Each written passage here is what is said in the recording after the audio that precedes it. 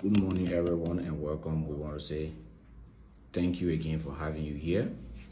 Well, today we will be again discussing on another very important topic. If you are a small NGO, maybe you start up and you are an implementing partner, this video is for you. We will be talking on how you can seek grant within your NGO or organization, how you can get people to finance your activity or to fund your activities, which we believe is one of the very key things for NGOs, especially local NGOs or community-based NGOs. So, well, grant seeking is very essential for the survivability and the continuity of every NGO, because if you don't have grant, you won't operate, and then when you are not operating, then your impact can be felt within your community or within your society. So it's important to have the necessary skills and strategy on how you can be able to seek grants successfully and be able to be awarded grants, to be awarded donations or whatsoever. So there are key things that you do. Maybe if you are a startup NGO, or if you already an established NGO and maybe you've been finding it difficult to have people financing your project, financing your activities as an NGO, there are a few things you can do. The first thing to do is you firstly need to map potential grant sources.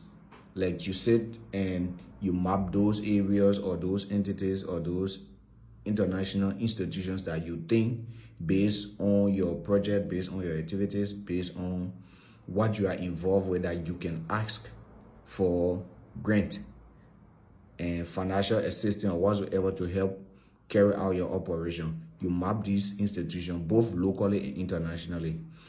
During the mapping process, you try to get information on how you can get in touch with those institutions, where they are located, maybe email address, contact person. You get all the information, you catalog them. And after that is done, the next thing you do is you build connections and try to make inquiry. Building connection is trying to strengthen the relationship between you and the institution, maybe through a contact person. Sometimes you go to their local office, you try to book an appointment, try to talk with key stakeholders there, explain your organization activities, explain your plan as an NGO, as an organization, and ask if there is any potential fund available for your kind of activity within your institution. And if there are some, they will let you know that probably we have this grant to support your people who are doing those activities that you are into, but these are the requirements, these are the processes on how you can apply for these grants. So now you have that idea, you have those understanding, you also have the connection with somebody there that you can be in touch with, professionally. So after you do that, the next thing is you share your organization's activities with whosoever you meet to talk to. Tell them what you are into, tell them what your entity stand for. Probably you can even share some of your entity's success story with them. Let them know how far you have come and how far you have been able to achieve whatsoever you have achieved as an institution. And these things also help that potential funder to be able to see reasons in supporting whatsoever you are doing, or in being able to provide you the grant, because you're not the only one applying for grant. You're not the only NGO probably in that activities or in that field. There are several other people doing that. So the best you can do is to be able to provide a reason, like try to give them a reason why they can be able to fund your project or fund your activities as an institution. So when these things are done, the next thing is you keep making follow-up.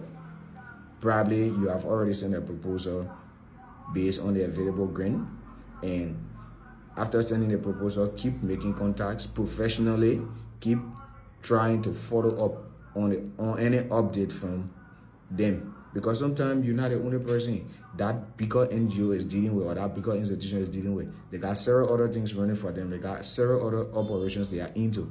But if you who want to get your project funded have already sent whatsoever needed document that you need to send, you need to probably keep doing some follow-up.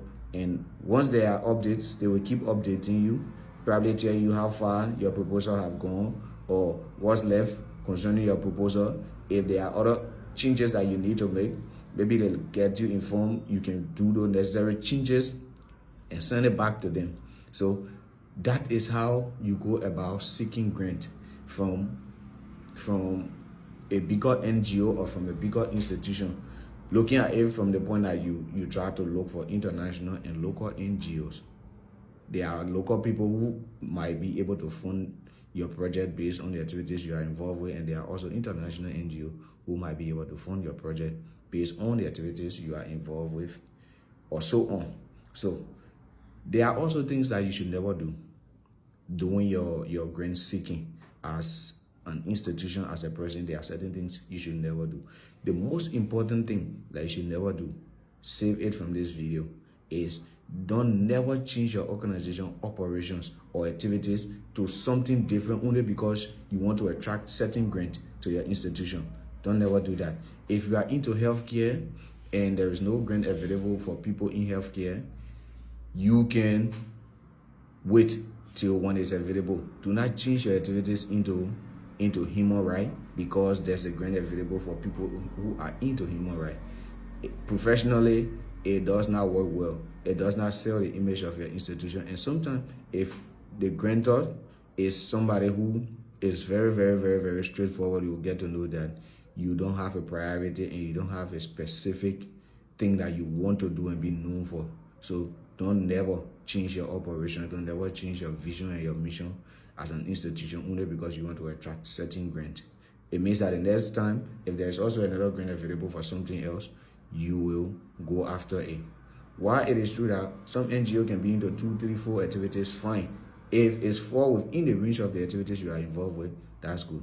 If not, don't venture. You don't have to have everything that you go for come your way. Thank you very much. Next, we want to say types of finances that you receive as an institution.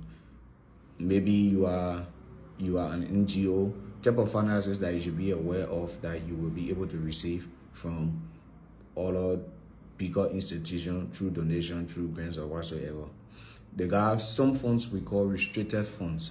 These are funds that they are restricted because the person who gave you the money already have a specific plan on how that grant should be spent, on the intent of what they expect to achieve from that particular grant. If that grant, again, like I said, align with your activities as an institution, you can go for it. The only thing is you are not the one who's going to design a budget and design whatsoever. It's going to be designed by the person who is giving you the money, and you are there to just implement that according to that plan. Or sometimes you design a plan, but they tell you exactly what they want to achieve, and you design your plan, your project proposal based on what they want to achieve. They review it. If it is okay, then they can let the money out to you. And there's also another grant we call unrestricted. This one is basically the kind of grant that is given to you. You sit and maybe you develop your own proposal. If you're into human right, you develop a proposal of maybe some kind of human right project or activities you want to carry out, and you share with bigger institutions or potential grant sources that you think will support human right project, and somebody see it and the project proposal is okay and they decide to finance it. And they tell you, we are giving you the money, since this is what you want to achieve, all we need is for you to achieve this and give us report. Since it's what you want to achieve and it's something we are interested in, that is unrestricted. So you are the one who's going to develop the budget for that proposal and be able to spend according to the budget you have prepared to be able to meet your goals that you set up that allow them to be able to fund your project. That is an unrestricted grant. So these things are important because if sometimes we don't pay attention to these things.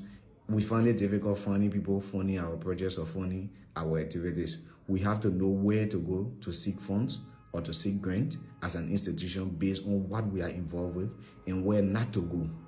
We cannot be a human rights institution. We go to search for grant in agriculture.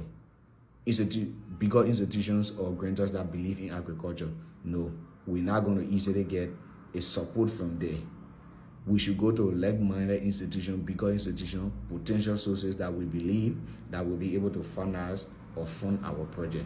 So that is all we have for you for today, and we hope this video some way somehow inspire you and at least try to add on to the knowledge that you already have. We want to say keep following us. Please keep inviting others to follow, and also keep sharing our presentations into groups, into different platforms, so that others can be able to hear us and others can be able to learn from whatsoever you have been able to learn. We say thank you for your support, and we ask that in the next video we'll also have a very interesting topic, so please stick and stay around. Thank you very much.